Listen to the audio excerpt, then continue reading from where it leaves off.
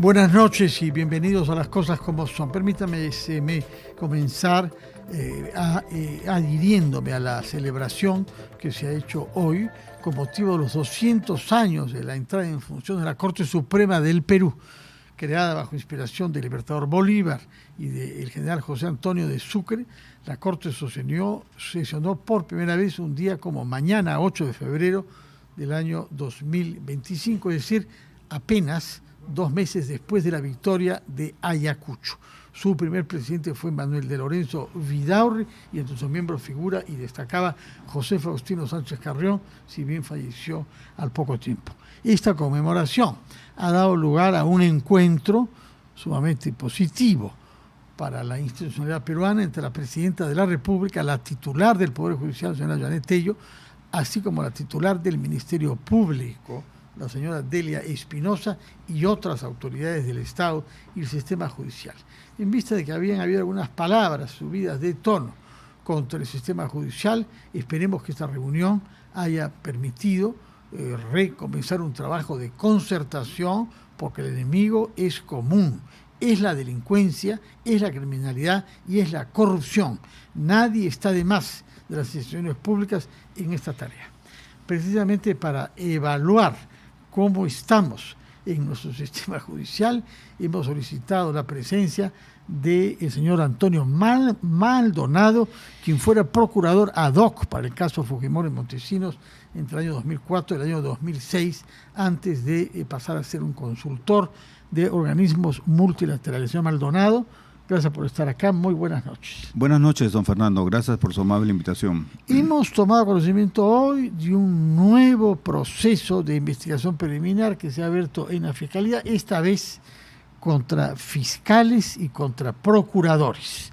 Esto a pedido de abogados de un señor que es prófugo de la justicia, el señor Monteverde, y la fiscal de la Nación ha considerado conveniente abrir en consecuencia una investigación respecto de los procuradores Silvana Carrión y su antecesor Jorge Ramírez, pero también del fiscal superior Rafael Vela, coordinador del caso Lavajato. Explíquenos, por favor, qué sentido tiene esto, porque la opinión pública se queda confundida frente a la multiplicación de iniciativas que se toman sobre fiscales, es decir, que los que tienen que investigar resultan siendo investigados, y esto genera un clima general, por una parte, de intimidación a los fiscales, pero por otra parte también de inquietud respecto de que toda la investigación Lavajato pueda terminar en nada. Sí, don Fernando, en general las investigaciones contra el poder político y el poder económico son muy difíciles, precisamente por la naturaleza de los actores. Los actores ejercen ese poder cuando pueden, y ese es, me parece, el caso del, valga la redundancia, el caso Lavallato. Y no solo refiriéndome al Perú, incluso tal vez el ejemplo más claro de esta situación es lo que pasa en Brasil. Curiosamente, el Partido de los Trabajadores y hoy nuevamente el presidente Lula da Silva surgieron en un escenario en el cual enarbolaron banderas contra la corrupción del entonces presidente Fernando Collor de Mello. En esa época el Partido de los Trabajadores era un partido pequeño, prácticamente insignificante, sin embargo, levantó esta bandera, pero qué ironía, terminó involucrado en esos actos de corrupción. Y lo más grave es que, desde mi punto de vista, todo hace indicar que Lula da Silva ejerció el poder que tiene para nombrar a su abogado como un magistrado de la Corte Suprema de Brasil, y es el que, valiéndose, por supuesto, como siempre ocurre, de argumentos, entre comillas, de debido proceso, ha llevado a cabo y ha liquidado, desde mi punto de vista, la operación Lavallato en Brasil. De tal manera que esa es una característica común, me parece, en todos los países. Pasa en Panamá con el presidente Martinelli, pasa en Colombia con ministros investigados, pasa en Ecuador con ministros investigados, en fin, pasa en México, en Venezuela ya ni se diga, etcétera. De tal manera que, sí, en efecto, los fiscales suelen ser no objeto de elogios ni de condecoraciones, sino objeto de ataques, diatribas, ejecuciones públicas, linchamientos públicos y, por supuesto, denuncias penales. Y me parece que ese es el caso. Usted tiene una mirada internacional porque radica en realidad en Centroamérica desde hace muchos años. ¿En qué país la investigación sobre Lavajato, que es una trama penal internacional, sí, ha dado buenos resultados judiciales. Los ha dado acá en el Perú. Pero claro, a nosotros en el país, creo yo, parte de una idiosincrasia nacional, nos cuesta reconocer los avances y no somos más dados a hacer las críticas. En este caso tenemos ya 2 condenas. La condena al presidente Toledo, una condena ejemplar, que es producto del trabajo de los fiscales Lavallato y de la Procuraduría encargada del caso, y el caso de la condena de los bonos solidarios. Y hay varias acusaciones en camino, hay más o menos 20 acusaciones. Estos avances yo no los he observado, con las limitaciones que puede tener en mi apreciación, no los he observado en otras partes del mundo. Salvo Estados Unidos, ¿no? Donde hubo una justicia rápida y es ella la que alertó sobre la gravedad de este tema internacional. Recordemos que la solicitud del primer acuerdo de colaboración eficaz fue formulado un mes antes del famoso plea agreement del 22 de diciembre del año 2016 que usted hace referencia. El acuerdo entre un tribunal de justicia de una corte de Nueva York y la empresa Odebrecht S.A. Un mes antes, Barata le pide al fiscal entonces, Hamilton Castro, la firma de una, o sea, se somete a la colaboración eficaz. Pero fíjese, recordemos, viendo Fernando, que no era que acá descubrimos, por virtud del plea agreement del 22 de diciembre del 2016, que existía un caso de Lavallato y que tal vez había significado para el Perú una corrupción que alcanzaba los 29 millones de dólares. No, acá los congresos previos, y recordemos el informe de la Comisión Pari y cómo Pari quedó en minoría y lo veíamos con su informe deambulando por allá, olvidado, etcétera, y aislado, e incluso el Ministerio Público del Perú se hizo de la vista gorda antes del 22 de diciembre del año 2016. La importancia de ese plea agreement, don Fernando, es la siguiente, que no solo pasó esto en el Perú, pasó en todos los países donde Odebrecht golpeó. Es decir, nuestras justicias son tan débiles, son tan sometidas al poder político corrupto, que jamás hicieron nada contra Odebrecht. Y solo cuando la justicia norteamericana presenta este acuerdo, que era indudable que no se podía desconocer, ahí recién los sistemas de justicia en la región descubren el caso Odebrecht. Pero antes no, antes lo trataron de olvidar, de negar, de poner en el archivo, etcétera, como le comento, como ocurrió en el caso del Congreso peruano, de los partidos políticos representados entonces, y lo que hicieron con la Comisión Pari y también el Ministerio Público del Perú. ¿Qué significa para este caso, que ya lleva varios años, ¿no?, de avances y retrocesos, que el fiscal coordinador, como es Rafael Vela, sea sometido a una investigación con estos cargos, ¿no? Los fiscales y procuradores, dice el documento fiscal, acordaron otorgar a los funcionarios de Odebrecht impunidad procesal en los casos en que no admitieron responsabilidad. Y además habrían violado la normativa peruana en los casos contra el expresidente Ollanta Humala, la lideresa de Fuerza Popular Keiko Fujimori, el empresario Gonzalo Monteverde y el denominado Club de la Construcción. Bueno, lo primero que me llama la atención es que, según se ha difundido públicamente, yo no tengo información de otra naturaleza, es que esta denuncia habría sido presentada por abogados de 2 personas investigadas en estos famosos casos y que, por cierto, serían perjudicadas por estas investigaciones. Ese es un primer asunto que llama la atención. Como llama la atención, y a mí me llama poderosamente la atención, que colegas se permitan dar opiniones jurídicas, entre comillas, imparciales y objetivas, sin tener la delicadeza de decir que son abogados de tal o cual persona en estos casos. Y esto ha venido en los últimos meses muy a menudo en el medio peruano. De tal manera que usted puede decir que no es abogado de ninguno de las personas concernidas por el caso de Lavallato. Entre comillas, un mal uso del inglés, diría que, haciendo un disclaimer, en efecto digo y ratifico de manera clara y contundente que no tengo interés alguno. Pero yo esperaría que mis colegas que se despachan contra el caso Odebrecht tuvieran la decencia de decir en primer lugar que son abogados de tal y cual investigado, y eso no ocurre, y eso es muy lamentable. Y se permiten dar explicaciones, entre comillas, clínicas, desde los más altos estándares del derecho penal sobre este caso. Pero, en realidad, lo que diríamos que es que esto es muy grave. Y también recordaríamos que el 21 y 22 de enero de este año visitó el Perú una misión de alto nivel de la OECD. Sí. cuya presidenta se reunió con las más altas autoridades de los poderes públicos del Perú.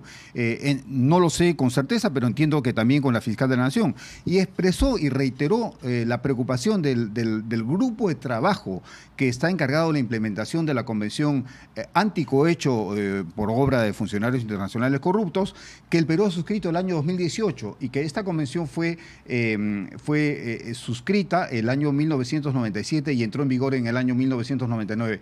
Este grupo especial vino y alertó al Estado peruano, a las autoridades involucradas, sobre el peligro que significaba actos de acoso y de hostilización contra, específicamente lo dijo, los fiscales del Grupo Lavallato. Pero ¿cómo se puede definir un acto de acoso? Porque en este caso hay la apertura de una instrucción, de una investigación. Es la fiscal de la Nación que lo ha decidido sobre la base de una denuncia formulada por abogados, es cierto, que defienden a un investigado.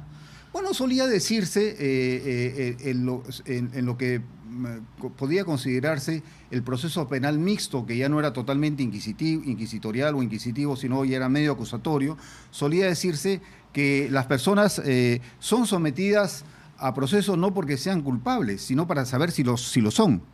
Y esta premisa de clara naturaleza autoritaria e inquisitorial en el Perú, afortunadamente por los desarrollos de nuestra Corte Suprema, que es una Corte Suprema ilustrada en definir estándares novedosos y modernos de derecho internacional, requiere de un estándar que me parece esta denuncia no cumple, que es un mínimo estándar de sospecha inicial. Y yo diría que más bien el Ministerio Público, no tengo los elementos, pero tendría que explicarnos por qué acogió esta denuncia. Desde fuera, como un observador externo y con el riesgo de equivocarme, puedo decir que me parece que el Ministerio Público debería considerar que no es una mesa de partes y que es una institución con cerebro y que procesa las diligencias, las denuncias que le llegan. Porque yo como abogado en el Perú he visto casos de amigos, etcétera, que son procesados por cosas absurdas, por líos vecinales, y el Ministerio Público evidentemente rechaza esas denuncias. Este no es el caso, pero yo creo que acá hay un tufo o una sospecha de una suerte de vindicta pública o de linchamiento público de fiscales, procuradores, etcétera. Yo creo que acá, a la luz de lo que ha dicho esta misión de la OSD, no solo eso, sino a la luz de lo que ha dicho la relatora especial sobre justicia de la ONU, Margaret Sattenworth, en su informe del año 2019. Hay que tener mucho cuidado con deteriorar los estándares que protegen el Estado de Derecho y a sus operadores. Como si la situación no fuera ya compleja. Repito, póngase en la perspectiva del público que escucha que los fiscales encargados de la investigación son objeto ahora de una investigación de su propia institución. Como si no fuera todo eso ya complicado, hemos tomado conocimiento de una denuncia que ha sido hecha por el ministro del Interior contra la fiscal de la Nación. Denuncia que se ve unida a una demanda ante la Junta Nacional de Justicia para que sea suspendida de su cargo mientras esta investigación tenga lugar. Su opinión sobre ese tema. Sí. Lo que reprocha el señor Santibáñez a la fiscal de la Nación es haber filtrado información reservada que le concierne a él, ¿no es cierto? Porque, como sabemos, ha sido solicitado en la Fiscalía en varias oportunidades para que dé cuenta de audios y de otros temas. Algunas veces no ha colaborado mucho con la Fiscalía, es cierto, y ahora él plantea una denuncia contra la fiscal de la Nación. Bueno, directamente no ha colaborado nunca, es decir, todo lo contrario, ha obstruido la acción de investigación que lleva a cabo el Ministerio Público. Y el fondo del asunto es el siguiente desde mi perspectiva, y es que la señora Boluarte ejerce el poder en forma absoluta, sin control alguno. Y lo ejerce porque tiene un Congreso complaciente. Entonces, como no hay balance de poderes ni control absoluto, cualquiera... Salvo que la justicia y la fiscalía precisamente ha mostrado independencia frente a ella. Y la prueba es que es objeto de varias investigaciones, con el allanamiento que conocemos, por mucho que la haya irritado. Es correcto, pero esto lo que quería decir es que la pregunta que se refiere a la actuación, a la conducta del ministro, se explica en ese contexto. Porque recordemos que en el primer gobierno del señor Belaúnde, el ministro del Interior, José María de la Jara Ureta, tuvo la decencia de presentar su renuncia en la primera denuncia sobre un acto de tortura en el Cusco, en una comisaría del Cusco. Con muerte. Con muerte. Lo que quiero decirle es que, como este señor se siente protegido por una persona que ejerce el poder de esta manera, un poder de manera absoluta, sin control alguno, cree que puede hacer también lo que quiere. Y yo creo que es totalmente incorrecto. Yo creo que es un abuso de poder creo que no corresponde de ninguna manera. Creo que el alegado agravio del Ministerio Público contra él y en esto lo vinculo al caso Lavallato, hacen parte de lo que se conoce como un fenómeno psicológico de la pareidolia jurídica. Es decir, generamos una suerte de dibujo, le hacemos creer a la gente que acá hay fiscales corruptos, una fiscal de la nación que persigue a un pobre ministro del Interior, y en base a eso montamos una escena y justificamos acciones totalmente indebidas. De acuerdo. Por otra parte, estamos en espera de una decisión del Tribunal Constitucional, que es otra institución crucial en todos estos temas, respecto a una demanda competencial presentada por la señora presidenta del Ejecutivo contra a la vez el Ministerio Público y el Poder Judicial por las investigaciones que hay sobre ella. Y esta demanda competencial se basa en el artículo 117 de la Constitución, que prohíbe acusar al presidente de la República, salvo por 4 casos específicos, traición a la patria y demás, ¿no? No está considerada la corrupción entre los 4 cargos posibles para acusarla. ¿Cómo interpreta usted este artículo 117, que será sin duda el centro de la deliberación que haga el Tribunal Constitucional, ¿no? Mire, es claramente un artículo anacrónico, una norma totalmente contrapuesta contra principios elementales del Estado de Derecho y de un régimen democrático. Se explica por la forma y el contexto en el que nació. Nació para proteger a un presidente que se esperaba que durase en el poder cientos de años, todo lo que su vida pudiese, una suerte de Rafael Leonidas Trujillo, etcétera. De tal manera que esta norma no es compatible con principios de un Estado de Derecho y en algún momento debería ser, no solo esta norma, sino muchos aspectos de la famosa Constitución de 1993 debería ser cambiada. Pero más allá de eso... ¿Cambiada para facilitar que hayan investigaciones contra el jefe de Estado en ejercicio? Mire, porque el argumento que se da es, tiene que trabajar. Sí, si cada uno de sus adversarios políticos o de las personas que no les simpatizan hacen denuncias y son recibidas, tendrá que pasar el tiempo defendiéndose. Para eso hay precauciones y salvaguardias constitucionales que impiden o que impedirían, digamos, el ejercicio arbitrario de opositores políticos a un presidente en ejercicio. Es el caso que vemos en Guatemala, el caso del presidente Arévalo, que es objeto de constante acoso por parte, ese sí es un acoso verdadero, por parte de un Ministerio Público transformado, un Ministerio Público capturado por la corrupción. La famosa Fiscalía Especial contra la Impunidad de Guatemala, que nació en el contexto de la Comisión Internacional contra la Impunidad en Guatemala para bienes correctos, bienes pro justicia, hoy día ha sido capturada por organizaciones criminales. Y el fiscal Rafael Curruchichi persigue al presidente de la República representando esos intereses criminales. Ese es el caso de Guatemala, el caso más extremo que usted me dice. Justamente el artículo que usted considera anacrónico. ¿Alguna necesidad tendrá? Existen otras salvaguardias. Ese artículo no tiene por qué existir, porque en la forma como está contenido, quiero decir, no se admite de ninguna manera que un presidente respecto del cual hay no persecuciones políticas arbitrarias, por supuesto, sino hechos fundados, prueba por lo menos inicial e incluso más de presunta comisión de delitos contra los derechos humanos y corrupción, un presidente, una persona que ejerce la presidencia con esas características no puede estar protegido de ninguna manera por el Estado de Derecho. De ninguna manera. Señor Maldonado, ex procurador ad hoc para Fujimori y Montesinos hasta el año 6, me parece recordar. Agosto 2006. Agosto 2006. Muchas gracias por su presencia acá y por sus puntos de vista respecto de nuestro sistema judicial en el día en que se conmemora el 200 aniversario de la entrada en funciones de la Corte Suprema del Perú, fundada el año 1825 bajo impulso del libertador Simón Bolívar. Hacemos una pausa y retomamos las cosas como son.